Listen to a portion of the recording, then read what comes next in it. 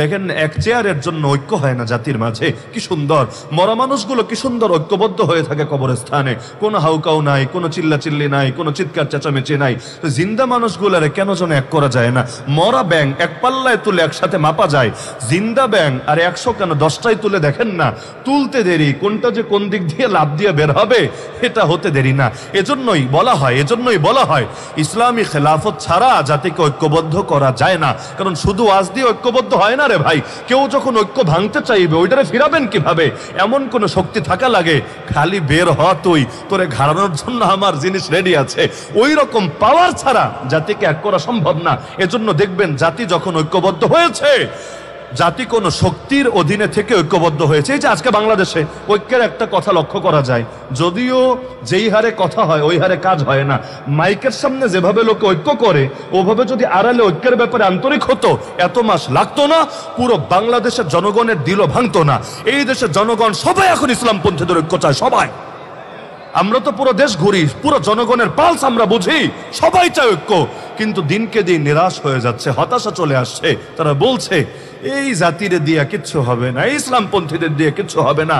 এরা এখনো পারছে না নিজেদের ভেদাভেদ ভুলতে। ঝামেলা কোথায়? ঐক্যের কথা তো সবাই বলছে, তো ঝামেলা হলো ঐক্যের কথা বলে মাইক তো ফাটায় ফেলছে, কিন্তু ঐক্য করতে কিছু কার্যকর পদক্ষেপ তো নিতে হবে। লিয়াজু কমিটি কই, আশপাশে গিয়ে বসার ব্যবস্থা কই, রূপরেখা কই, নকশা কই, কোন কোন বিষয় একমত হবে, কোন জায়গাগুলো দ্বিমতের জায়গাগুলোতে উদারতা দেখানো হবে, এগুলোর কার্যকর রূপরেখা কই? কোনো তদবির নাই, কোনো পদক্ষেপ নাই, কোনো রূপরেখা নাই, কোনো কিছু নাই। খালি মাইকের সামনে আসলে ঐক্য ঐক্য ঐক্য, ভাবতে এমন মাইক ফাটাইলে ঐক্য হবে। এই রকম ডায়লগের 1 পয়সা দামও নাই। আমাদের ভিতরে ভেজাল, ভিতরে। এজন্য উপর দিয়ে অনেক সুন্দর সুন্দর কথা বললো, কাজ হয় না এবং জাতি আস্থা হারিয়ে ফেলে দিনকে দিন। আল্লাহ হেফাজত করুন আমাদেরকে। কিন্তু এই যতটুকু ঐক্যের পরিবেশ হয়েছে, এটাও কেন হয়েছে? এজন্যই হয়েছে জালেমের জুলুম আমাদেরকে এক করে ফেলে অতি সহজে। এটাই স্বাভাবিক ব্যাপার।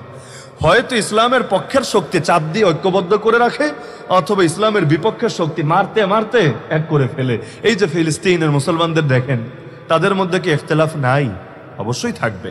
মাসালাগত ইখতিলাফ, মতদর্শগত ইখতিলাফ, রূপরেখাগত ইখতিলাফ, এগুলো সব জাতির ভেতরে থাকবে। আরে হাতে 5 আঙ্গুল থাকলেও তো এক হয় না রে ভাই, এক না।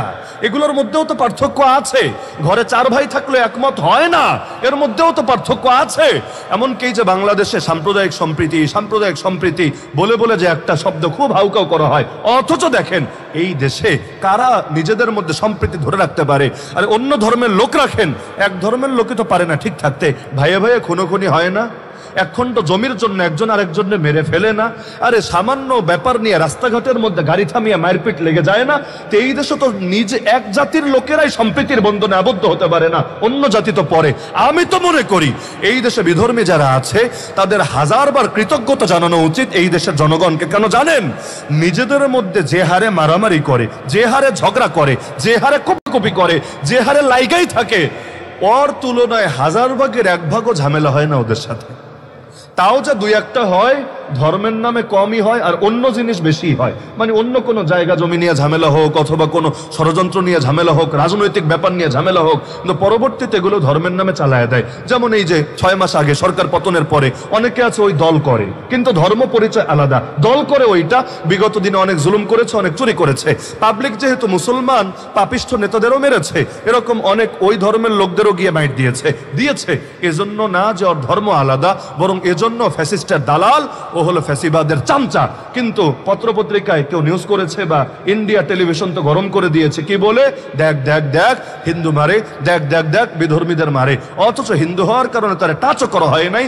তাকে যদি কোনো কিছু করেও থাকে, মব যদি হয়েও থাকে, সেটা হয়েছে অন্য কারণে, তার জুলুম, তার ব্যক্তিগত আক্রোশ, তার বিগত দিনের ক্যারেক্টারের কারণে। কিন্তু দেখা যায় ইস্যুটা ঘুরিয়ে দেওয়া হয় সম্পূর্ণ পরিকল্পিতভাবে অন্যদিকে। তো এই দেশের মুসলমান নিজেরা যে হারে মারপিট করে, আরে পুরো বাংলাদেশ রাখেন, এক ব্রাহ্মণবাড়িয়াই ধরেন, আমি পচানোর জন্য বলছি না, ব্রাহ্মণবাড়িয়ার মানুষরা সাহসী, গফরগাঁওয়ের মানুষ, ব্রাহ্মণবাড়িয়ার মানুষ, এরকম আরো কিছু জায়গার মানুষ আছে সাহসী।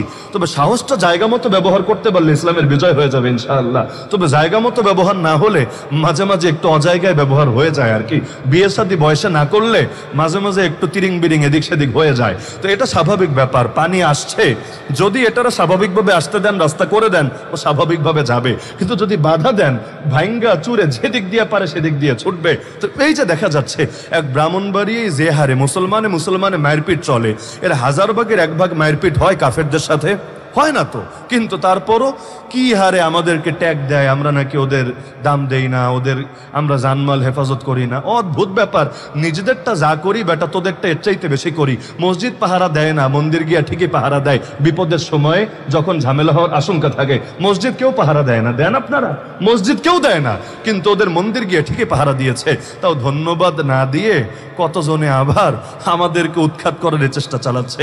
আল্লাহ হেদায়েত দান করুন, আল্লাহ সহি আকল দান করুন এই পাগলদেরকে। তো এখন জালেমের জুলুম আমাদেরকে ঐক্যবদ্ধ করে দেয়। এখন দেখেন না বাংলাদেশে কি হারে মারপিট চলছে। মূল দল বাদ দেন, ছাত্রদের বিভিন্ন দলগুলাই যে হারে মারপিট শুরু করেছে। পাবলিক কেউ কেউ তো বলে বসে, আগেই মনে হয় ভালো ছিলাম, কারণ আগে তো নিজেরা মারপিট করে নাই, ওদের মাইর খেয়ে সবাই আলিফের মতো সোজা থেকেছে। এখন পিঠে মাইর নাই তো, এখন নিজেরাই নিজেদের ধরে মারতে শুরু করেছে। এই দেখেন না কি অবস্থা বাংলাদেশ। আমি নাম বলবো না, নাম বললে আবার বলবে আমারে আঘাত করেছে, ও আবার বলবে আমারে আঘাত করেছে। কিন্তু জাতির খাসলতের মধ্যেই কি জানি আছে, যখন দুর্বল থাকে খুব ঐক্য থাকে, যেই মাত্র একটু স্পেস পায়, চান্স পায়, কে যে কারে ল্যাং মেরে ফেলবে। আর হবেই না কেন? জাতীয় খেলা হাডুডু না? আমাদের জাতীয় খেলা কি? ক্রিকেটও না, ফুটবলও না, জাতীয় খেলা হাডুডু। আর এই খেলা ব্রিটিশরা শিখিয়ে গেছে তাও না, পাকিস্তানিরা চাপিয়ে দিয়েছে ওই ভাষা চাপানোর মতো, এটাকেও চাপাতে চেয়েছে। বিষয়টা এমন না, এগুলো আমাদের রক্তেই আছে। জাতীয় খেলা জাতীয় স্বভাবের আলামতি বটে, জাতীয় খাসলতের মধ্যে আছে। দোস্ত, তোরে যদি আমার কোর্টের মধ্যে কোনোভাবে পায়ে গেছি, আমরা 10 জন মিলা হলেও তোরে ল্যাংমাইরা ফালাবো, ধপাস করে খাসার দিব, এতে নিজে ব্যথা পেলেও পাবো, কিন্তু তোরে একবার বাগে পেলে আর জিতে দিব না, যেতে দেব না, তোরে খেয়ে ছাড়বো। এই হলো অবস্থা। তো একদিকে হাডুডু হলো জাতীয় খেলা, আর একদিকে আমাদের খাবারের মধ্যেও এটার প্রকাশ আছে। মাছে ভাতে বাঙালি, বয়লারে ভাতে বাঙালি তো বলে না, গরুতে ভাতে বাঙালি তো বলে না, মাছে ভাতে বাঙালি। আম্মাজান খাদিজা রাদিয়াল্লাহু আনহা দুনিয়া থেকে চলে যাওয়ার পর আল্লাহ রাসূল সাল্লাল্লাহু আলাইহি ওয়াসাল্লাম তার আত্মীয় শুধু না, তার বান্ধবী যারা ছিল, নারীদের থাকে না অনেকের সাথে ভালো সম্পর্ক, বান্ধবী, তাদেরকে পর্যন্ত নবী উপহার পাঠিয়ে দিতেন। বিভিন্ন সময় নবী যে তাদেরকে পর্যন্ত বিভিন্ন উপহার উপঢৌকন প্রেরণ করে দিতেন। তো নবীর আদর্শ থেকে তো এটাই শিখলাম যে যার অবদান আছে তোমার উপরে, তুমি তার ফ্যামিলিদেরকেও খেদমত করার চেষ্টা করো। এটা মূলত ওই ব্যক্তিরই খেদমত হবে, এটাই তো যুক্তির কথা। আপনি যদি কোনো আলেমকে ভালোবাসেন, সে আলেম মিথ্যা মামলায় কারাগারে পড়ে আছে, মহাব্বতের দাবি এটাই হবে, একদিকে তার মামলা লড়ারও চেষ্টা করবেন, আরেকদিকে তার ফ্যামিলির খোঁজ খবর রাখবেন। এটাই যুক্তির দাবি, এটাই বিবেকের দাবি। আল্লাহ রাসূল চলে গেছেন, কিন্তু তার আহলে বাইতকে মহব্বত করি না কি করি না? এমনকি আমরা নামাজে দুরূদ শরীফেও শুধু নবীর জন্য না, তার ফ্যামিলির জন্য দোয়া করি না কি করি না? আল্লাহুম্মা সাল্লি আলা মুহাম্মাদ ওয়া আলা আলি মুহাম্মাদ। মুহাম্মদ তো আমার নবীর নাম, কিন্তু আলে মুহাম্মাদ আবার কি জিনিস? আলে মুহাম্মাদি আহলে বাইতুন নবী। আল্লাহর রাসূলের আহলে বাইত যারা, নবীর ফ্যামিলির সদস্য যারা, তা আহলে বাইতুন নবীর জন্য দোয়া করি কেন? এজন্যই দোয়া করি কারণ নবী যেমন ভাবে তাকে সম্মান দেখাতে হয়, তার ফ্যামিলিকে সম্মান দেখালে এটাও মূলত তার প্রতি সম্মান হয়। কুল লা আসআলুকুম আলাইহি আজরা ইল্লাল মাওয়াদ্দাতা ফিল কুরবা, এর একটা তাফসীর এটাও বটে। তাহলে শহীদদের যদি খেদমত করত অবশ্যই যৌক্তিক ব্যাপার হতো এবং আমাদের সকলের সমর্থন থাকতো এবং প্রত্যেকে 2 টাকা দিয়ে হলেও এই খেদমতে শরীক থাকতো। কি থাকতেন না আপনারা? কি থাকতেন না? অবশ্যই থাকতেন। কিন্তু এগুলো না করে শহীদদের নামে মূর্তি বানালে শহীদদের কি ফায়দা হবে? আল্লাহ তাআলা বরকত দান করুন, রহমত বর্ষণ করুন শহীদ আবু সাঈদের ফ্যামিলির উপরে। শহীদ হওয়ার পরেই তার ফ্যামিলি সরকারকে জানিয়ে দিয়েছে, অনেকেই হয়তো জানেন, যে আমাদের আবু সাঈদের নামে কোনো ভাস্কর্য, কোনো মূর্তি নির্মাণ করা যাবে না, আমরা কিছুতেই সমর্থন করি না। আসলেই তাদেরকে হাজারবার ধন্যবাদ দেওয়া দরকার, তাদেরকে হাজারবার শুকরিয়া জানানো দরকার। এরকম ঈমান তো প্রত্যেকের ভেতরে থাকা দরকার। যে যে চলে গেছে তার জন্য পারলে দোয়া করো আল্লাহর কাছে, কিন্তু তার নামে মূর্তি বানাবা, ভাস্কর্য বানাবা, এটা তার কি উপকার হবে? উল্টো এর দ্বারা এই তার নামে যে গুনাহগুলো ছড়ায় দিচ্ছ, এটা তার জন্য মানহানি বটে, লজ্জাজনক বটে। তো এই ফুলগুলো না ছড়িয়ে যদি এই টাকাগুলো দিয়ে দরিদ্র মানুষের খেদমত করা হতো, এতিমদের সেবা করা হতো, যদি গরিব মানুষদের একবেলা খাবারের আয়োজন করা হতো, অবশ্যই ভালো হতো না মন্দ হতো? আপনি আপনার যুক্তিকে জিজ্ঞাসা করেন। আমি আগেই বলেছি, ধর্ম রাখেন এক পাশে, আপনি বিবেক দিয়ে, আপনার বিজ্ঞান দিয়ে, আপনার যুক্তি দিয়ে, আপনার ফিলোসফি দিয়ে চিন্তা করেন না। একদিনে এই ফুলগুলো না দিয়ে ফুলের টাকা দিয়ে গরিব দুঃখীর খেদমত করলে অথবা তাদের আত্মীয় স্বজনের সেবা করলে লাভ হতো না লস হতো? লাভ হতো না লস হতো? এমনকি এই যে কোরআনের মাহফিলের আয়োজন করা হয়েছে তাদের স্মরণে, অবশ্যই লাভ হবে। কেন? এই মাহফিলে তাদের জন্য দোয়া হবে, এই মাহফিলে তাদের স্মরণে আলোচনা হবে, নিঃসন্দেহে এটা তাদেরকে বড় উপকার করবে। তো যেখানে লাভ এটা করার খবর নাই, যেখানে লস ওইটা করতে কোনো দ্বিধা নাই। তার মানে সবকিছুর মূল হলো ধান্দাবাজি ছাড়া কিছু না। অতবে চেতনা হয়ে গেছে তো এগুলো বলাও পাপ, বলাও পাপ। এই যে এই কথাগুলো যখন শুনবে দেখবেন বেচারাদের টেম্পারেচার হট হয়ে গেছে। অথচ অযৌক্তিক কাজ করার কি দরকার আছে? সংস্কার আর কুসংস্কার, এত সংস্কার সংস্কার সংস্কার বলে কুসংস্কারকে আঁকড়ে ধরার কি প্রয়োজন আছে? কেউ মারা গেলে দেখবেন সংসদে 1 মিনিট দাঁড়ায় থাকে তার স্মরণে, থাকে না? আচ্ছা 1 মিনিট না 10 মিনিট দাঁড়ায় থাকলে কবরে কয়দিন সুখ হয় আমারে বলেন?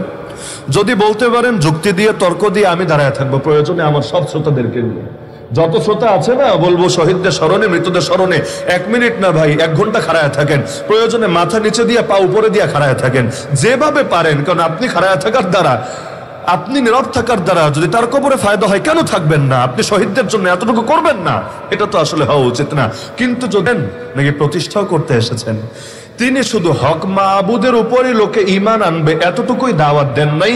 হক মাহবুদকে ধরবে, বাতিল মাহবুদকে ছাড়বে। হক মাহবুদকে ধরবে, বাতিল মাহবুদকে ছাড়বে।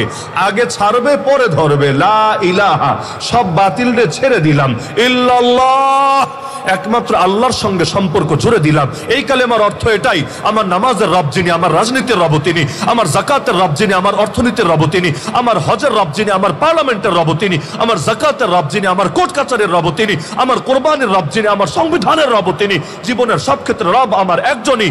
আরে মসজিদেও আল্লাহ, মাদ্রাসায়ও আল্লাহ, মাহফিলেও আল্লাহ, খানকায়ও আল্লাহ, তাবলীগেও আল্লাহ, মার্কাজেও আল্লাহ, রাষ্ট্রেও আল্লাহ, রাজনীতিতেও আল্লাহ, অর্থনীতিতেও আল্লাহ, বিচার আচারেও আল্লাহ, আইন কানুনেও আল্লাহ, শিক্ষা দীক্ষায় আল্লাহ, সভ্যতায় আল্লাহ, সংস্কৃতিতেও আল্লাহ, বিনোদনেও আল্লাহ।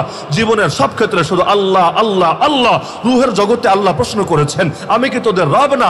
আমরা বলেছি অবশ্যই আল্লাহ, আপনি আমাদের রব। মরার পরে প্রথম প্রশ্নই করা হবে, মান রব্বুকা, কে তোর রব? আমরা বলবো ইনশাআল্লাহ, ইনশাআল্লাহ বলবো রব্বি আল্লাহ, আল্লাহ আমাদের রব। জন্মের পরে আজান শোনানো হয়েছে, ইকামত শোনানো হয়েছে, ডান কানে এবং বাম কানে বুঝিয়ে দেওয়া হয়েছে আল্লাহই রব, আল্লাহই বড়, আল্লাহ ছাড়া কোনো মাবুদ নাই, দ্বিতীয় কোনো মাবুদ হতেই পারে না।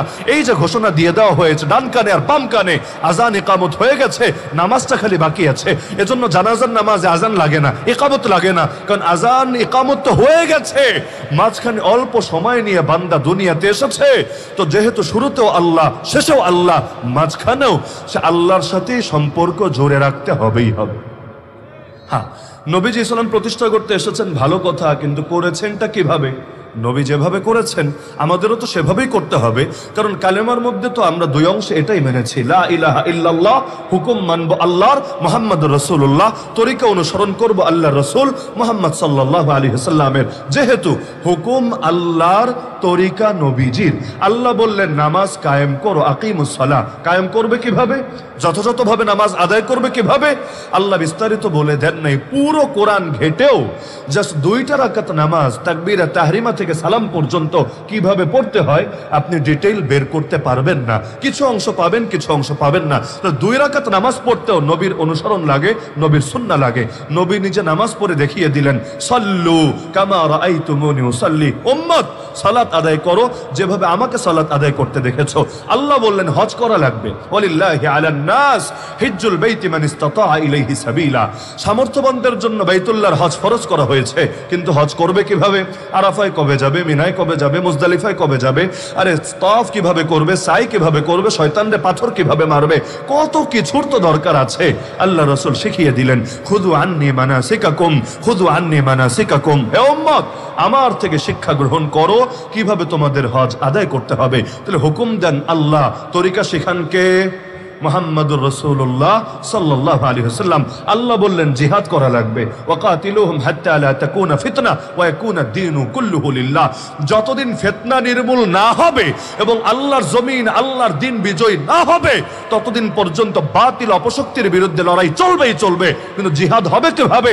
নবী শিখিয়ে দিলেন, উম্মত আমার বদর দেখো, উহুদ দেখো, খন্দক দেখো, তাবুক দেখো, হুনাইন দেখো, 47টা গাজওয়া দেখো, আর 27টা গাজওয়া দেখো, 47টা সারিয়া দেখো, আমার জীবনী দেখে দেখে তোমরা শেখো কিভাবে তোমাদেরকে জিহাদের আয়াতের উপর আমল করতে হবে। হ্যাঁ, আল্লাহ বলে দিলেন শুধু কাফেরের বিরুদ্ধে জিহাদ না, মুনাফিকের বিরুদ্ধেও জিহাদ করা লাগবে। ইয়া আইয়ুহান নবী জাহিদুল কুফারা ওয়াল মুনাফিকিন। তো মুনাফিকদের বিরুদ্ধে জিহাদ হবে কিভাবে? কাদিয়ানের বিরুদ্ধে জিহাদ, ওই লালনবাদীদের বিরুদ্ধে জিহাদ, ওই সেকুলারদের বিরুদ্ধে জিহাদ, ওই নাস্তিক্যবাদীদের বিরুদ্ধে জিহাদ। তাহলে এই যে দুনিয়ার যত অপশক্তি আছে যেগুলো কাফের, কাফেরের বিরুদ্ধে জিহাদ তো ক্লিয়ার, মুনাফিকের বিরুদ্ধে জিহাদ হবে কিভাবে? আল্লাহ তাআলা নবী এটাও শিখিয়ে দিলেন আমাদেরকে যে কাফেরের বিরুদ্ধে জিহাদ হবে ময়দানে সশস্ত্র ভাবে, মুনাফিকের বিরুদ্ধে জিহাদ হবে দলিল দিয়ে, প্রমাণ দিয়ে, ইলম দিয়ে, যুক্তি দিয়ে, তর্ক দিয়ে, ওদের ভণ্ডামির মুখোশ উন্মোচনের মাধ্যমে। এজন্য এই আয়াতের তাফসীর করেছেন আব্দুল্লাহ বিন আব্বাস রাদিয়াল্লাহু আনহুমা, ইয়া আইয়ুহান নবী জাহিদুল কুফারা বিসসিনান ওয়া জাহিদুল মুনাফিকিনা বিল বায়ান। হে নবী, কাফেরের বিরুদ্ধে জিহাদ করেন তরবারি দিয়ে, মুনাফিকের বিরুদ্ধে জিহাদ করেন সুস্পষ্ট দলিল দিয়ে। উভয় জিহাদই করা লাগবে। তাহলে আল্লাহর জমিন, আল্লাহর দ্বীন কিভাবে কায়েম করব, এক্ষেত্রে নবীকেই তো আদর্শ মানতে হবে, নাকি অন্য কাউরে আদর্শ মানার সুযোগ আছে? মূল তরিকা দুইটা, সাথে প্রাসঙ্গিক আছে কয়েকটা বিষয়। মূল তরিকা কোন দুইটা? এগুলো কোরআনে আছে। আল্লাহ বলেন, ফাকাতিল ফি সাবিলিল্লাহ লা তুকাল্লাফু ইল্লা নাফসাকা ওয়া হাররিযিল মুমিনিন আসাল্লাহু আন ইয়াকুফা বাসাল্লাযিনা কাফারু। শেষ থেকে যদি অনুবাদ করি অর্থ দাঁড়ায়, আল্লাহ অবশ্যই কাফেরদের শক্তিকে চূর্ণ করে দেবেন যদি তোমরা দুটো কাজ করতে পারো। কাজ দুইটা, ফল একটা।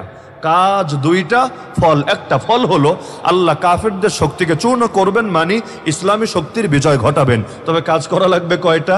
দুইটা। এক নম্বর কাজের নাম হলো হাররিযিল মুমিনিন, দাওয়াত। দুই নম্বর কাজের নাম ফাকাতিল ফি সাবিলিল্লাহ, জিহাদ। মানে দাওয়াতও লাগবে, জিহাদও লাগবে।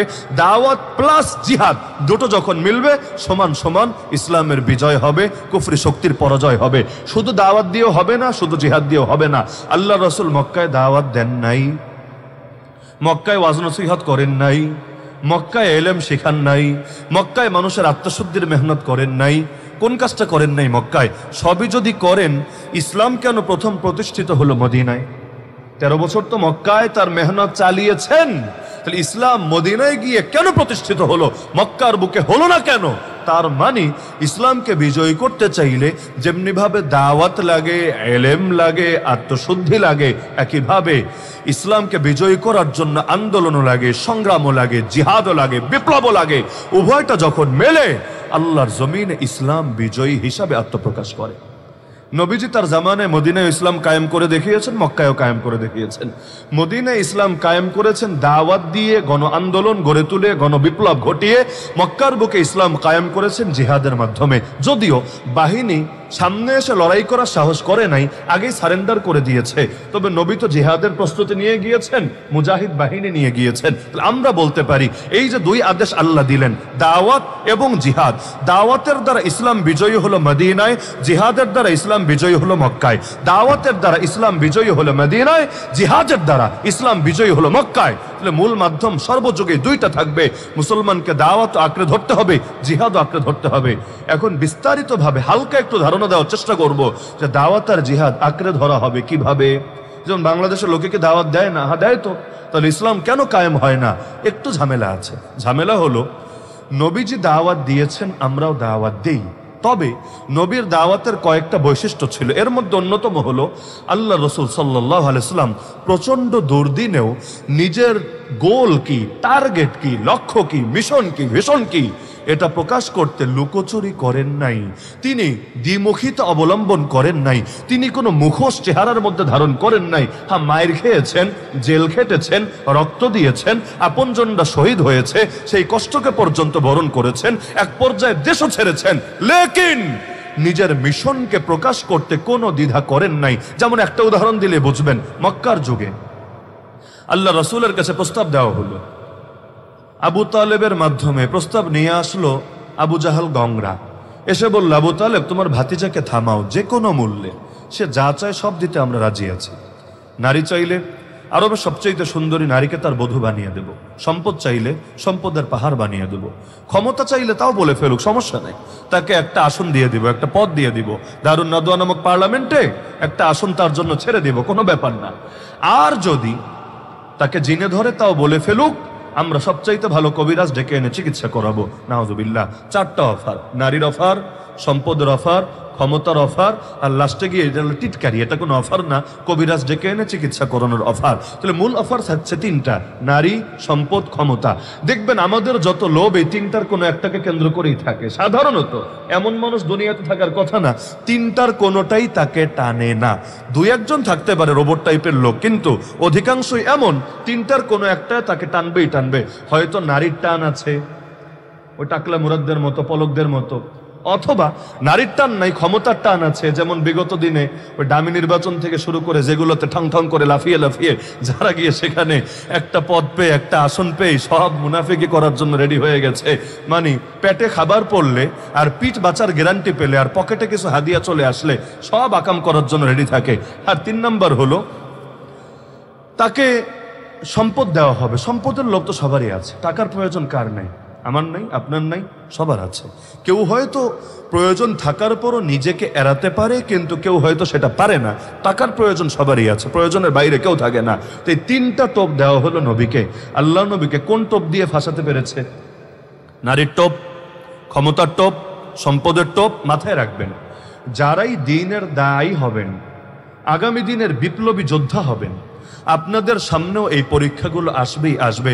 সবগুলো আসুক আর কোনো একটা আসুক, নবীর সিরাত সামনে না থাকলে আপনারও পা পিছলে যেতে পারে। আপনার সামনেও নারীর টোপ আসতেই পারে।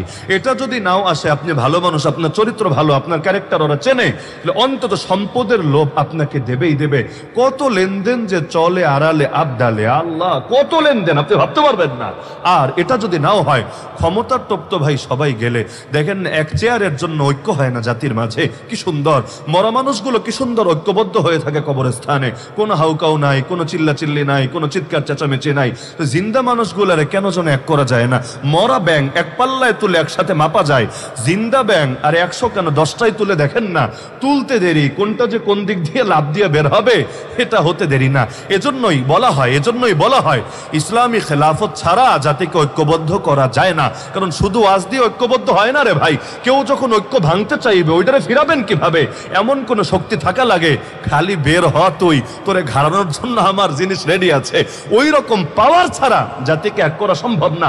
এজন্য দেখবেন, জাতি যখন ঐক্যবদ্ধ হয়েছে, জাতি কোন শক্তির অধীনে থেকে ঐক্যবদ্ধ হয়েছে। এই যে আজকে বাংলাদেশে ঐক্যের একটা কথা লক্ষ্য করা যায়, যদিও যেই হারে কথা হয় ওই হারে কাজ হয় না। মাইকের সামনে যেভাবে লোকে ঐক্য করে, ওভাবে যদি আড়ালে ঐক্যের ব্যাপারে আন্তরিক হতো, এত মাস লাগতো না, পুরো বাংলাদেশের জনগণের দিলও ভাঙতো না। এই দেশের জনগণ সবাই এখন ইসলামপন্থীদের ঐক্য চায়, সবাই। আমরা তো পুরো দেশ ঘুরি, পুরো জনগণের পালস আমরা বুঝি, সবাই চায় ঐক্য। কিন্তু দিনকে দিন নিরাশ হয়ে যাচ্ছে, হতাশা চলে আসছে। তারা বলছে এই জাতিরে দিয়ে কিচ্ছু হবে না, ইসলামপন্থীদের দিয়ে কিচ্ছু হবে না। এরা এখনো পারছে না নিজেদের ভেদাভেদ ভুলতে। ঝামেলা কোথায়? ঐক্যের কথা তো সবাই বলছে, তো ঝামেলা হলো ঐক্যের কথা বলে মাইক তো ফাটায় ফেলছে, কিন্তু ঐক্য করতে কিছু কার্যকর পদক্ষেপ তো নিতে হবে। লিয়াজু কমিটি কই, আশপাশে গিয়ে বসার ব্যবস্থা কই, রূপরেখা কই, নকশা কই, কোন কোন বিষয় একমত হবে, কোন জায়গাগুলো দ্বিমতের জায়গাগুলোতে উদারতা দেখানো হবে, এগুলোর কার্যকর রূপরেখা কই? কোনো তদবির নাই, কোনো পদক্ষেপ নাই, কোনো রূপরেখা নাই, কোনো কিছু নাই। খালি মাইকের সামনে আসলে ঐক্য ঐক্য ঐক্য, ভাবতে এমন মাইক ফাটাইলে ঐক্য হবে। এই রকম ডায়লগের 1 পয়সা দামও নাই। আমাদের ভিতরে ভেজাল, ভিতরে। এজন্য উপর দিয়ে অনেক সুন্দর সুন্দর কথা বললেও কাজ হয় না, এবং জাতি আস্থা হারিয়ে ফেলে দিনকে দিন। আল্লাহ হেফাজত করুন আমাদেরকে। কিন্তু এই যতটুকু ঐক্যের পরিবেশ হয়েছে, এটাও কেন হয়েছে? এজন্যই হয়েছে জালেমের জুলুম আমাদেরকে এক করে ফেলে অতি সহজে। এটাই স্বাভাবিক ব্যাপার। হয়তো ইসলামের পক্ষের শক্তি চাপ দিয়ে ঐক্যবদ্ধ করে রাখে, অথবা ইসলামের বিপক্ষের শক্তি মারতে মারতে এক করে ফেলে। এই যে ফিলিস্তিনের মুসলমানদের দেখেন, তাদের মধ্যে কি ইখতিলাফ নাই? অবশ্যই থাকবে। মাসালাগত ইখতিলাফ, মতদর্শগত ইখতিলাফ, রূপরেখাগত ইখতিলাফ, এগুলো সব জাতির ভেতরে থাকবে। আরে হাতে 5 আঙ্গুল থাকলেও তো এক হয় না রে ভাই, এক না। এগুলোর মধ্যেও তো পার্থক্য আছে। ঘরে 4 ভাই থাকলে একমত হয় না, এর মধ্যেও তো পার্থক্য আছে। এমনকি যে বাংলাদেশে সাম্প্রদায়িক সম্প্রীতি বলে বলে যে একটা শব্দ খুব হাউকাউ করা হয়, অথচ দেখেন এই দেশে কারা নিজেদের মধ্যে সম্প্রীতি ধরে রাখতে পারে? আর অন্য ধর্মের লোক রাখেন, এক ধর্মের লোকই তো পারে না ঠিক থাকতে। ভাইয়ে ভাইয়ে খুনোখুনি হয় না? এক খণ্ড জমির জন্য একজন আরেকজনকে মেরে ফেলে না? আরে সামান্য ব্যাপার নিয়ে রাস্তাঘাটের মধ্যে গাড়ি থামিয়ে মারপিট লেগে যায় না? তো এই দেশে তো নিজে এক জাতির লোকেরাই সম্প্রীতির বন্ধনে আবদ্ধ হতে পারে না, অন্য জাতি তো পরে। আমি তো মনে করি এই দেশে বিধর্মী যারা আছে তাদের 1000বার কৃতজ্ঞতা জানানো উচিত এই দেশের জনগণকে। কেন জানেন? নিজেদের মধ্যে যে হারে মারামারি করে, যে হারে ঝগড়া করে, যে হারে কপি করে, যে হারে লাইগাই থাকে, ওর তুলনায় 1000 ভাগের 1 ভাগও ঝামেলা হয় না ওদের সাথে। তাও যে 2-1টা হয়, ধর্মের নামে কমই হয়, আর অন্য জিনিস বেশি হয়। মানে অন্য কোনো জায়গা জমি নিয়ে ঝামেলা হোক, অথবা কোনো ষড়যন্ত্র নিয়ে ঝামেলা হোক, রাজনৈতিক ব্যাপার নিয়ে ঝামেলা হোক, কিন্তু পরবর্তীতে এগুলো ধর্মের নামে চালায় দেয়। যেমন এই যে 6 মাস আগে সরকার পতনের পরে অনেকে আছে ওই দল করে, কিন্তু ধর্ম পরিচয় আলাদা। দল করে ওইটা বিগত দিনে অনেক জুলুম করেছে, অনেক চুরি করেছে। পাবলিক যেহেতু মুসলমান, পাপিষ্ঠ নেতাদেরও মেরেছে, এরকম অনেক ওই ধর্মের লোকদেরও গিয়ে মাইট দিয়েছে। এজন্য না যে ওর ধর্ম আলাদা, বরং এজন্য ফ্যাসিস্টের দালাল, ও হলো ফ্যাসিবাদের চামচা। কিন্তু পত্রপত্রিকায় কেউ নিউজ করেছে বা ইন্ডিয়া টেলিভিশন তো গরম করে দিয়েছে, কি বলে? দেখ দেখ দেখ হিন্দু মারে, দেখ দেখ দেখ বিধর্মীদের মারে। অথচ হিন্দু হওয়ার কারণে তার টাচও করা হয় নাই। তাকে যদি কোনো কিছু করেও থাকে, মব যদি হয়েও থাকে, সেটা হয়েছে অন্য কারণে, তার জুলুম, তার ব্যক্তিগত আক্রোশ, তার বিগত দিনের ক্যারেক্টারের কারণে। কিন্তু দেখা যায় ইস্যুটা ঘুরিয়ে দেওয়া হয় সম্পূর্ণ পরিকল্পিতভাবে অন্যদিকে। তো এই দেশের মুসলমান নিজেরা যে হারে মারপিট করে, আরে পুরো বাংলাদেশ রাখেন, এক ব্রাহ্মণবাড়িয়াই ধরেন। আমি পচানোর জন্য বলছি না, ব্রাহ্মণবাড়িয়ার মানুষরা সাহসী, গফরগাঁওয়ের মানুষ, ব্রাহ্মণবাড়িয়ার মানুষ, এরকম আরো কিছু জায়গার মানুষ আছে সাহসী। তবে সাহসটা জায়গা মতো ব্যবহার করতে পারলে ইসলামের বিজয় হয়ে যাবে ইনশাআল্লাহ। তবে জায়গা মতো ব্যবহার না হলে মাঝে মাঝে একটু অজায়গায় ব্যবহার হয়ে যায় আর কি। বিয়ে শাদী বয়সে না করলে মাঝে মাঝে একটু তিরিং বিরিং এদিক সেদিক হয়ে যায়। তো এটা স্বাভাবিক ব্যাপার। পানি আসছে, যদি এটারা স্বাভাবিকভাবে আসতে দেন, রাস্তা করে দেন, ও স্বাভাবিকভাবে যাবে। কিন্তু যদি বাধা দেন, ভাঙ্গা চুরে যেদিক দিয়ে পারে সেদিক দিয়ে ছুটবে। তো এই যে দেখা যাচ্ছে এক ব্রাহ্মণবাড়িয়ায় যে হারে মুসলমানে মারপিট চলে, এর 1000 ভাগের 1 ভাগ মারপিট হয় কাফেরদের সাথে? হয় না তো। কিন্তু তারপরও কি হারে আমাদেরকে ট্যাগ দেয়, আমরা নাকি ওদের দাম দেই না, ওদের আমরা জানমাল হেফাজত করি না। অদ্ভুত ব্যাপার। নিজেদেরটা যা করি বেটা তোদেরটা এর চাইতে বেশি করি। মসজিদ পাহারা দেয় না, মন্দির গিয়া ঠিকই পাহারা দেয় বিপদের সময়ে, যখন ঝামেলা হওয়ার আশঙ্কা থাকে। মসজিদ কেউ পাহারা দেয় না, দেন আপনারা? মসজিদ কেউ দেয় না, কিন্তু ওদের মন্দির গিয়ে ঠিকই পাহারা দিয়েছে। তাও ধন্যবাদ না দিয়ে কতজনে আবার আমাদেরকে উৎখাত করার চেষ্টা চালাচ্ছে। আল্লাহ হেদায়েত দান করুন, আল্লাহ সহি আকল দান করুন এই পাগলদেরকে। তো এখন জালেমের জুলুম আমাদেরকে ঐক্যবদ্ধ করে দেয়। এখন দেখেন না বাংলাদেশে কি হারে মারপিট চলছে। মূল দল বাদ দেন, ছাত্রদের বিভিন্ন দলগুলাই যে হারে মারপিট শুরু করেছে। পাবলিক কেউ কেউ তো বলে বসে, আগেই মনে হয় ভালো ছিলাম, কারণ আগে তো নিজেরা মারপিট করে নাই, ওদের মাইর খেয়ে সবাই আলিফের মতো সোজা থেকেছে। এখন পিঠে মাইর নাই তো, এখন নিজেরাই নিজেদের ধরে মারতে শুরু করেছে। এই দেখেন না কি অবস্থা বাংলাদেশ। আমি নাম বলবো না, নাম বললে আবার বলবে আমারে আঘাত করেছে, ও আবার বলবে আমারে আঘাত করেছে। কিন্তু জাতির খাসলতের মধ্যেই কি জানি আছে, যখন দুর্বল থাকে খুব ঐক্য থাকে, যেই মাত্র একটু স্পেস পায়, চান্স পায়, কে যে কারে ল্যাং মেরে ফেলবে। আর হবেই না কেন? জাতীয় খেলা হাডুডু না? আমাদের জাতীয় খেলা কি? ক্রিকেটও না, ফুটবলও না, জাতীয় খেলা হাডুডু। আর এই খেলা ব্রিটিশরা শিখিয়ে গেছে তাও না, পাকিস্তানিরা চাপিয়ে দিয়েছে ওই ভাষা চাপানোর মতো, এটাকেও চাপাতে চেয়েছে। বিষয়টা এমন না, এগুলো আমাদের রক্তেই আছে। জাতীয় খেলা জাতীয় স্বভাবের আলামতি বটে, জাতীয় খাসলতের মধ্যে আছে। দোস্ত, তোরে যদি আমার কোর্টের মধ্যে কোনোভাবে পায়ে গেছি, আমরা 10 জন মিলা হলেও তোরে ল্যাংমাইরা ফালাবো, ধপাস করে খাসার দিব, এতে নিজে ব্যথা পেলেও পাবো, কিন্তু তোরে একবার বাগে পেলে আর জিতে দিব না, যেতে দেব না, তোরে খেয়ে ছাড়বো। এই হলো অবস্থা। তো একদিকে হাডুডু হলো জাতীয় খেলা, আর একদিকে আমাদের খাবারের মধ্যেও এটার প্রকাশ আছে। মাছে ভাতে বাঙালি, ব্রয়লারে ভাতে বাঙালি তো বলে না, গরুতে ভাতে বাঙালি তো বলে না, মাছে ভাতে বাঙালি। আর মাছ তো মাশাআল্লাহ বড়টা চান্স পাইলে ছোটরা খেয়ে ফেলে। যে হারে খাওয়া খাওয়াই চলতে থাকে ওদের ভিড়ে, মাছ খেয়ে খেয়ে আমাদের ভেতরেও স্বভাব একটু চলে এসেছে। কি এসেছে? একটু শক্তি পাইলেই আরেকটারে ধোয়া খায়া ফেলার চেষ্টা করে। যত ঐক্য সব হলো যখন পায়ের তলায় মাটি না থাকে তখন। আর পায়ের তলায় মাটি পেলে মানে মাঝে মাঝে মনে হয় ফ্যাসিস্ট লুকিয়ে আছে অধিকাংশ বাঙালির বুকের ভেতরে। এক ফ্যাসিস্ট লোকান্তরে, লক্ষ ফ্যাসিস্ট ঘরে ঘরে। আর যখন দিনকাল খারাপ থাকে সবাই যায় ঐক্যবদ্ধ হয়ে। দিনকাল একটু যদি ভালো হয় প্রতিটা ফ্যাসিস্ট আপন শক্তিতে জ্বলে ওঠে। কষ্ট পাচ্ছেন নাকি আপনারা? তো আল্লাহ রাসূল সাল্লাল্লাহু আলাইহি ওয়াসাল্লামের দাওয়াতের বৈশিষ্ট্য ছিল সেই প্রচন্ড দুর্বলতার হালতেও তিনি মিশনকে গোপন করতেন না। তিনি বললেন, আরে কিসের লজ্জা খাও, কিসের নারী, কিসের ক্ষমতা, কিসের সম্পদ? ফাওয়াল্লাহ, আল্লাহর কসম, ওয়াদাউ শামসা ফি ইয়ামিনি ওয়াল কমারা ফি ইয়াসারি আলা আন আতরুকা হাদাল আমরা মা তারাকতুহু হাত্তা ইউযহিরাহুল্লাহ ওয়া আহলিকা দুনাহু। আল্লাহর কসম করে বলছি, আমি মুহাম্মাদের হাতে আকাশে সূর্যটা যদি এনে দাও আমার ডান হাতে, আর বাম হাতে যদি আকাশে চারটাও এনে রাখো, তবুও আমি থামবো না, তবুও দমবো না, তবুও এই পথ ছাড়বো না যতদিন না আল্লাহ তার জমিনে ইসলামকে করবেন জিন্দা, অথবা আমি মুহাম্মদ হব মুর্দা। হয়তো শরিয়াত জিন্দা হবে, না হলে শাহাদাত নসিবে জুটবে। হয়তো শরিয়াত নয়তো শাহাদাত, হয়তো খেলাফত নয়তো শাহাদাত। এক পর্যন্ত আমাকে কোনো কিছু দিয়ে তোমরা থামাতে পারবে না। তো নবীর বার্তা তো স্পষ্ট। এমন না যে মক্কায় মায়ের খেয়েছেন, দুর্বল ছিলেন, সুর পাল্টে দিয়েছেন, তখন বলেছেন না না ইসলাম চাই না, এই চাই সেই চাই, বিভিন্ন উদ্ভট কথা বলেছেন। না, মুসলমানের কথা ইসলামী শান অনুসারে হবে, কাফেরদের কথা কাফেরদের শান অনুসারে হবে। ওদের কথা আর আমাদের কথায়ও পার্থক্য থাকবে। তো মক্কার যুগেও আল্লাহ রাসূল স্পষ্ট রেখেছেন তিনি ইসলামের বিজয় চান, এবং যতদিন ইসলাম বিজয় না হবে তিনি থামবেন না। থামাতে চাইলে পথ একটা, তাকে মেরে ফেলা। মরলে থামবেন, কিন্তু যতদিন বেঁচে থাকবেন দিনকে বিজয়ী করার জন্য লড়াই চালাবেন।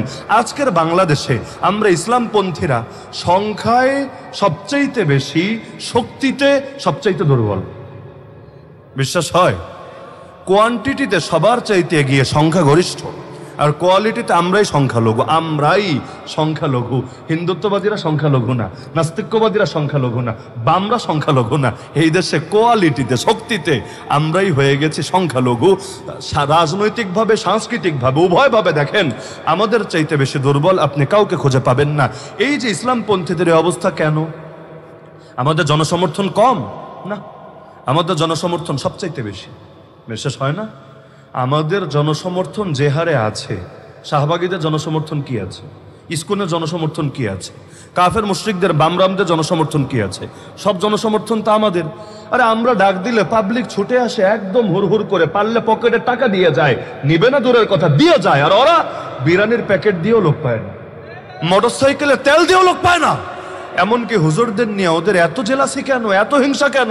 বড় কারণ এটা, ওরা বোঝে হুজুররা যতদিন থাকবে পাবলিক ওদেরকে খাবে না। এজন্য এই দেশে মাহফিলে রাজনৈতিক আলাপ নিষেধ, এটা যারা বলে তারাই কিনা প্রধান বক্তার আগে মাইকটা হাতে নিয়ে 2 মিনিট ভোট ভিক্ষা করে। কিরে ভাই, মাহফিলে রাজনৈতিক আলাপ ঠিক না, তুই এগুলো কি বলস, এগুলো কি চাস, তোর একটু লজ্জা শরম লাগে না? আচ্ছা বলবি, ভালো কথা, প্রধান বক্তার পরে যত মনে চায় বল, কত বলতে পারিস, তোর ভান্ডারে কত কথা আছে, বল বল বল, বলতে থাক। না, সেটা বলবে না, কারণ জানে দোয়াটা করে হুজুর চলে গেলে ওই পাবলিক আর বক্তব্য শোনার জন্য আর মার্কার ফজিলত শোনার জন্য 1 সেকেন্ডও বসে থাকবে না। তাহলে ধর্মরে পুঁজি করে, ধর্ম নিয়ে ব্যবসা করার চেষ্টা করে, হুজুরদেরকে বসায় রেখা। তা আগ থেকে বলেন না, আগ থেকে বললে আমরা অনুমতি দেবো না, প্রশ্নই আসে না, অনুমতি কিছুতেই দেবো না। আগ থেকে বলে না, আগ থেকে চুপচাপ থাকে, বলে হুজুর আপনার বয়ান 10:30 থেকে, ভালো কথা, এসে বসবো। চোরের মতো করে একজন এসে, হুজুর 5টা মিনিট একটু দেওয়া যাবে? এগুলো করে না, এগুলো করে না। তার মানে কি জনসমর্থন ওদের বেশি না, আমাদেরই বেশি। কিন্তু কাজে লাগে না কেন? 2 কারণে। একটা তো অনৈক্য বোঝেনি, আর আরেকটা হলো জনসমর্থন আছে, জনশক্তি নাই। যে হারে জনসমর্থন আছে ওই হারে জনশক্তি নাই। আমরা, কষ্ট নিয়েন না, আমরা আমরা ওই কচু পাতার পানি দেখেই খুশি হয়ে যাই, কত পানি, কি সুন্দর পানি, দেখলে দেখতেই মনে চায়। কিন্তু আমরা একবার চিন্তা করি না, বাতাস আসতে দেরি, এই পানি গড়িয়ে পড়তে দেরি না। আল্লাহ রসুল বিপ্লব করেছেন অতি অল্প সংখ্যক সাহাবীকে নিয়ে। এই যে আজকের মাহফিলে যে কয়জন লোক আছেন, এর চাইতে কম সংখ্যককে নিয়ে নবীজি এক বিপ্লব ঘটিয়ে দিয়েছেন দুনিয়ার বুকে।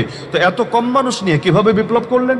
মক্কায় 13 বছর দাওয়াত দিয়েছেন, 1000 লোক কালেমা পড়েন, 1000ও না, এত কম মানুষ নিয়ে এক মদিনা ইসলাম কায়েম করে ফেললেন। আর আমরা এত মানুষ, এক মিরপুরে কত মুসলমান, শুধু এক মিরপুরে কত মুসলমান, কিন্তু 1 ইঞ্চি জমিনও বিগত প্রায় 350 বছরে 1 সেকেন্ডের জন্য আল্লাহর দিন জিন্দা করতে পারি নাই। 1757 থেকে আজ 2025-এর 21শে ফেব্রুয়ারি, এই দীর্ঘ সময় প্রায় 350 বছর হতে চলছে, 1 সেকেন্ডের জন্য ইসলাম বিজয় করতে পারি নাই। কেন?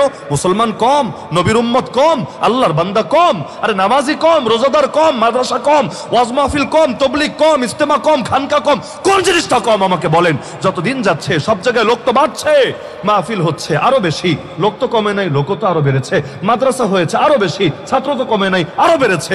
সবই যদি বাড়ে, ইসলামের বিজয় হতে ঝামেলা থাকছে কোন জায়গায়? ওই 2টা জায়গায়। 1 নাম্বার, অনৈক্যতা আছে, এটা ব্যাখ্যা করা লাগবে না, সবাই বোঝেন, কিন্তু জনসমর্থন আছে, জনশক্তি নাই। আরে আল্লাহ নবীর জামানার বদর দেখেন আর হুনাইন দেখেন। আমি শুধু অতি সংক্ষেপে ইশারা দিয়ে আজকের আলোচনা করা লাগবে, তাহলে এত লম্বা বিষয় এত অল্প সময় আলোচনা করা সম্ভব না। বদর দেখেন, হুনাইন দেখেন। বদরে মুসলমান ছিল কত?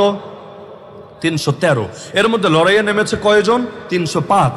বাকি 8 জন অন্যান্য দায়িত্বে ছিলেন, যাদের মধ্যে ওসমান রাদিয়াল্লাহু আনহু ছিলেন। নবী তাকে মদিনায় পাঠিয়ে দিয়েছিলেন, নবী কন্যা ওসমানের স্ত্রী অসুস্থ ছিল, তার সেবা করার জন্য। তাহলে ময়দানে 305, কাফের 1000, ফলাফল ইসলাম বিজয়ী। হুনাইনের ময়দানে মুসলমান কত বেশি, কাফেরদের চাইতেও 3 গুণ বেশি।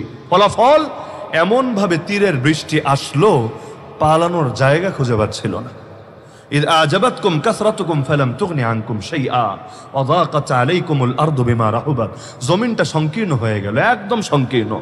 আল্লাহর রাসূল আর 2-1 জন সাহাবী ছাড়া পুরো ময়দান খালি হয়ে গেল। নবী ছিলেন ময়দানে, আনা নবিয়্যু লা কাযিব আনা ইবনু আব্দুল মুত্তালিব, ঠান্ডা মাথায় কবিতা বলছিলেন, কিন্তু অধিকাংশ মানুষ পালিয়ে গেল। কেন? বদরে এত কম সংখ্যা নিয়ে পালায় নাই, হুনাইনে এত বেশি সংখ্যা নিয়ে প্রাথমিকভাবে পালিয়ে গেল। অবশেষে আল্লাহ তাআলা দিলটারে মজবুত করলেন, আবার তারা ফিরে আসলো। কারণ কি ছিল? কয়েকটা কারণ ব্যাখ্যা করা যায়। এর মধ্যে অন্যতম কারণ, যেটা আমাদের আলোচনার সাথে প্রাসঙ্গিক, বদরে লোক কম ছিল, কিন্তু প্রত্যেকে দক্ষ জনশক্তি ছিল। লোক কম, কিন্তু প্রত্যেকে এক একটা বারুদ, এক একটা বিপ্লব, একাই 100। কারণ দীর্ঘ বছর পর্যন্ত তারা নবীর থেকে শুধু শিক্ষাও না, শিক্ষা তো পেয়েছেন, দীক্ষাও পেয়েছেন, প্রশিক্ষণ পেয়েছেন, তারবিয়াত পেয়েছেন, তাজকিয়া হাসিল করেছেন। প্রত্যেকের ঈমান এমন ঈমান, জমিনে বসে দোয়া করে আসমান থেকে রবের নুসরাত জমিনে নেমে আসে। তাহলে এই যে শক্তি নিয়ে নেমেছেন, দক্ষ জনশক্তি, লোক কম ছিল, কিন্তু আলহামদুলিল্লাহ ওদের কদমরে শুধু নাড়িয়ে দেয় নাই, ওদের মেরুদণ্ডকেই ভেঙে দিয়েছিল। কুফরের মেরুদণ্ডই ভেঙে গেছে, যার কারণে এই দিবসকে আল্লাহ নাম দিয়েছেন। এই 17 রমজান বদর দিবস না, এই দিনটারে আল্লাহ বলেছেন ইয়াউমুল ফুরকান। 10 নম্বর পারায় পাবেন সূরা আনফালের ভেতর, ইয়াউমুল ফুরকান, পার্থক্যকারী দিবস, হক আর বাতিলের মধ্যে পার্থক্যকারী। অপরদিকে হুনাইনে লোক বেশি, কিন্তু অধিকাংশ এখানে আমাদের মতো আর কি, ভক্ত সমর্থক টাইপ। মানে কি, এখানে ধরেন লোক অনেক বেশি, বড় একটা অংশ তারা মুসলমান হয়েছে কয়দিন আগে, কেউ 2 মাস আগে, কেউ 6 মাস আগে, কেউ 1 সপ্তাহ আগে, কেউ 2 দিন আগে, একদম নও মুসলিম। মক্কা বিজয়ের পরে আর ঈমান এনেছে।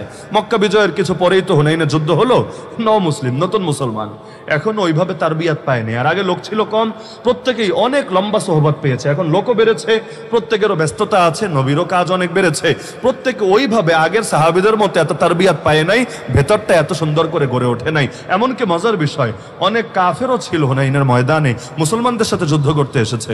বলবেন এটা কেমন কথা? কাফের আসে মুসলমানের সাথে জিহাদ করতে? হ্যাঁ এসেছে। কেন? গনিমতের লোভে।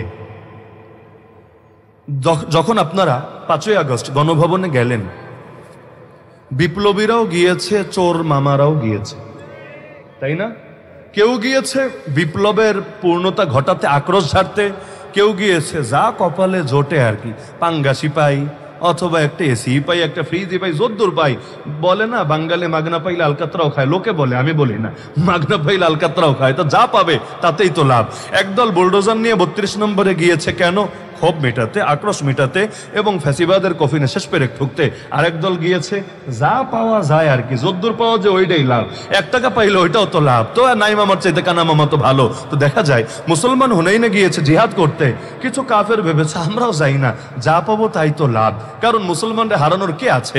যখন 313 ছিল তখনই হারে নাই, আজকে 10,000, আজকে কোন বাপের বেটা হারাবে? তো একটা আইফোন পাওয়া গেলেও লাভ, একটা রয়্যাল এনফিল্ড পাইলেও লাভ, একটা মার্সিডিজ পাইলেও লাভ, এই যুগের ভাষায় আর কি। আর ওই যুগের ভাষায় একটা ঘোড়া পাইলেও লাভ, একটা উট পাইলেও লাভ, একটা তরবারি পাইলেও লাভ, যা পাবো তাই তো লাভ এসেছে। তো এদের ভেতরের হালত কেমন আর বদরের মুসলমানদের ভেতরের হালত কেমন? তাহলে সংখ্যা তো বেড়েছে কিন্তু কোয়ালিটিতে একটু ঘাটতি দেখা দিয়েছে, নজর আল্লাহর থেকে সরে সংখ্যার দিকে চলে গিয়েছে। ইজ আজাবাতকুম কাসরাতুকুম, সংখ্যাধিক্যের মুগ্ধতায় পড়ে গিয়েছে, ফলাফল কোনো কাজে আসলো না সংখ্যা। অবশেষে তাদেরকে প্রাথমিকভাবে এমন পরিস্থিতির শিকার হতে হলো, মনে হচ্ছিল আজকে কেউ বাঁচবে না, সবাইরা জানে মরতে হবে। তাহলে কি বুঝলেন? শুধু জনসমর্থন থাকলেই চলে না জনশক্তি লাগে? আমরা তো মাশাআল্লাহ অনেক সময় নেতা গড়লেই খুশি, নেতা সর্বস্ব